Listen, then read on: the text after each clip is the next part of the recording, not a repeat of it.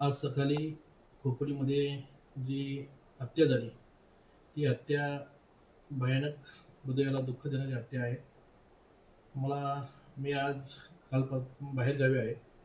मी आमच्या कर्जतमधील जे जैन समाजाचे सर्व व्यापारी वर्ग आहेत, त्यांची राजस्थानमध्ये एक यात्रा यात्रा असल्यामुळे राजस्थान, गुजरातमध्ये त्या यात्रेच्या कार्यक्रमासाठी मी सकाळीच घरातून 7 वाजता निघालो. 10चं माझं फ्लाईट होतं.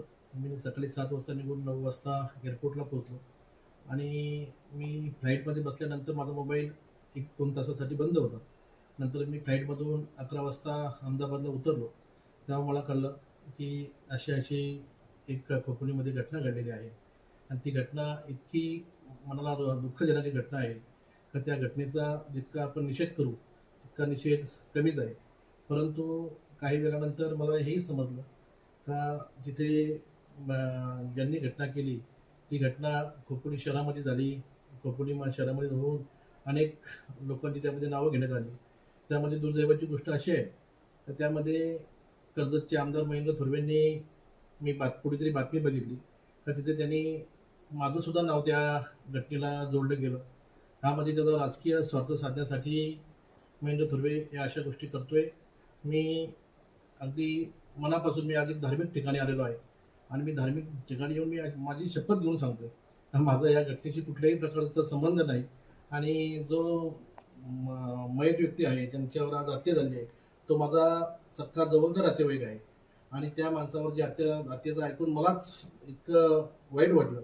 ती घटना बघून माझ्या मनाला एकदम दुःख झालेलं आहे आणि काही वेळानंतर समजलं का बाबा तो FIRमध्ये तुमचंसुद्धा नाव घेतलेलं आहे आणि महेंद्र थोरवे असतील, संकेत भासे असेल आणि त्यांचा भाऊ मनोहर थोरवे असेल, यांनी पोलीस स्टेशनला काहीतरी मोर्चे काढले आणि पोलिसांच्यावर दबाव टाकण्याचं काम केलं आणि माझं नाव आणि भरत भगत यांचं नाव घेण्यासाठी त्यांनी पोलिसांना कदाचित हे केलं असेल आणि मला कर्जत तसेच रायगडच्या पोलीस प्रशासनावर विश्वास आहे.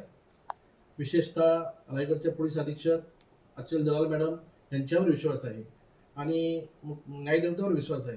मी असं कधीही चुकीचं असं घाणेरडं काम मी कधी करणार नाही आणि केलं असेल तर पोलिसांनी त्याची कठोर चौकशी करावी आणि जे कोण आरोपी या गुन्ह्यामध्ये असतील त्यांच्यावर कठोर कारवाई झाली पाहिजे, ही सुद्धा माझी स्वतःची मागणी आहे. आणि मी पोलीस प्रशासनाला सांगू इच्छितो, जेव्हा जेव्हा तुम्हाला तपासासाठी माझी गरज लागेल, तेव्हा मी आपल्या इथे हजर राहून आपल्या तपासाला मी स्वतः हजर राहील आणि मी आपल्या समोर येण्याचं मी काम करीन.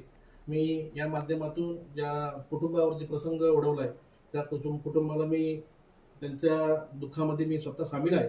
माझे सख्खे नातेवाईक ते आहेत आणि मी माझ्या पक्षाच्या राष्ट्रवादी काँग्रेस पार्टीच्या सर्व कार्यकर्त्यांना सांगू इच्छितो, माझ्या नातेवाईकांना सांगू इच्छितो, माझ्या मित्रमंडळीला सांगू इच्छितो, हे जो प्रसंग आपल्यावर ओढवलेला आहे, ह्या प्रसंगाला आपण सर्वांनी संयमाने सामोरं जावं.